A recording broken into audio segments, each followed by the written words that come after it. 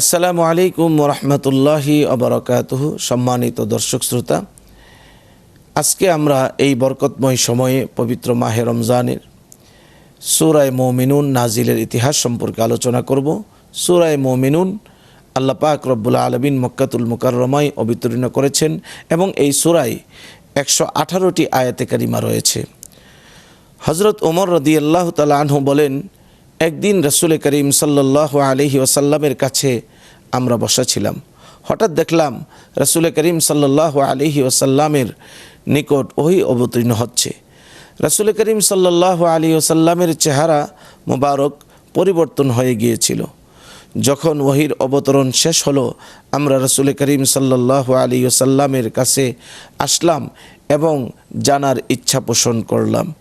তখন রাসূল করিম সাল্লাল্লাহু আলাইহি ওয়াসাল্লাম বললেন, আল্লাহ রব্বুল আলামিন আমার কাছে 10টা আয়াতে কারিমা অবতীর্ণ করেছেন। যে ব্যক্তি এই 10টি আয়াতের উপর আমল করবে, আল্লাহ রব্বুল আলামিন তাকে জান্নাতের মালিক বানিয়ে দিবেন, অর্থাৎ জান্নাতে প্রবেশ করাবেন। তারই প্রেক্ষিতে সূরা মুমিনুনের প্রথম 10টি আয়াতে কারিমা নাজিল হয়েছে। আল্লাহ তাআলা আমাদেরকে এই 10টি আয়াতের উপর আমল করার তৌফিক দান করুন।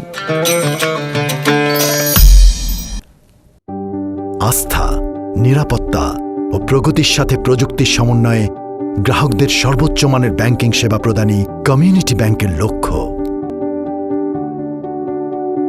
কমিউনিটি ব্যাংক, সবার ব্যাংক।